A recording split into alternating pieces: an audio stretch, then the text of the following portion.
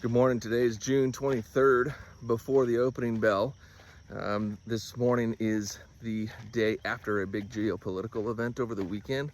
Last night when the futures market opened, it didn't respond as much as I thought. It sort of shrugged it off. So today I will be executing a long butterfly trade that will plan to stay neutral. I will execute that about 30 minutes after trade open, see where the market settles, and then if the market doesn't move that much, then I'll profit off of a long butterfly option trade. If it does swing wildly, then my risks are limited, and that's one of the beauties of the long butterfly. I'll show you how to do that.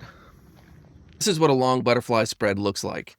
It uses 3 different strikes for your calls. So you're buying a call here, you're selling 2 calls here, and you're buying another call there. And if at the end of the day, it expires exactly at that midpoint, 6,000, then that is the maximum profit. That's the maximum profit you can take. If it expires outside of this range, here or here, this is your max loss. So when you buy a long butterfly, the risk is known up front, which is what I really like about it. This trade is going to cost somewhere between $7 to $8 or $700 to $800 because it's $7 to $8 per share. So you multiply that by 100 because contracts go in hundreds. It's $700 to $800. So that is what it's going to look like. We're going to sell 2 calls here, buy 1 here, and 1 here. Okay, 1 and 1. And then we'll sell 2. I'm going to use futures. So if I was doing this on SPX, I would do it just like I have. But since I'm going to do futures, and futures are half of SPX, I'm going to use 4 and then 2 and 2. That's just to set up one identical trade to SPX. You can use SPX, you can use futures. I like futures because I can actually execute this order before the market opens. All right, so let's just jump in and I will show you what that looks like in Thinkorswim. When the market opened last night around 5 o'clock Central Time, the futures market that is, you can see that the market dropped about 0.5%, even with this big geopolitical event that occurred over the weekend. You can see that overnight hours, it didn't move that much. And then early morning hours, it went up, kind of came back down. So this is the futures market. You never really know what's going to happen with the futures market because the real buyers and sellers come in at 8:30 Central, that is. So we're about an hour and a half before market opens. I can execute a trade using futures right now, but I'm going to wait until just after market opens, see where it settles, see if it finds a happy place, and then I'll execute the butterfly trade. I'm going to do that now. I'm going to show you what that looks like. Let's take a look at our option chain. And the way this works, if I go back to the payoff diagram, I'm going to make this about 30 wide. And I'm doing 30 because of my implied volatility. You can see that the expected move today is 42. So I could technically set that. If implied volatility was any higher, I'd probably set that at 40 wide. But for the purpose of the video, I'll just set it to 30 wide for now, and then we'll see what it looks like. So what that means is I'm going to open a call 30 points below at the money and 30 points above at the money. So right now we're at 6011.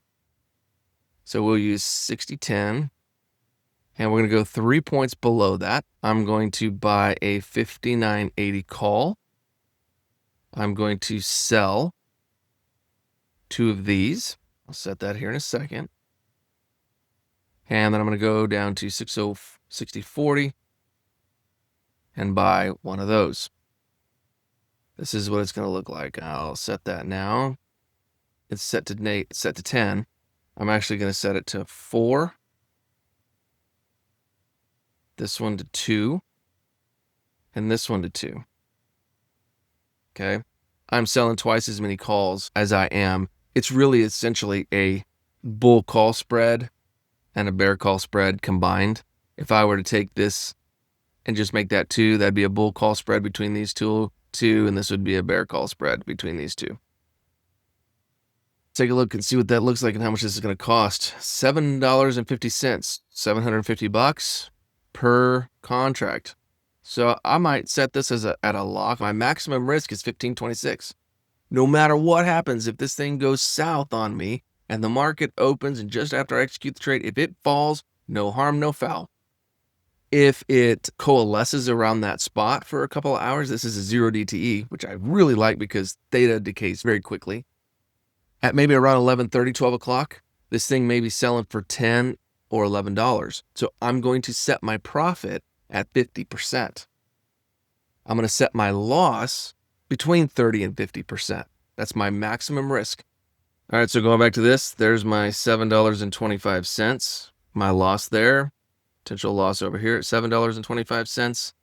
But again, if I'm paying $7.25, I'm going to set my target to be about 50% of the trade.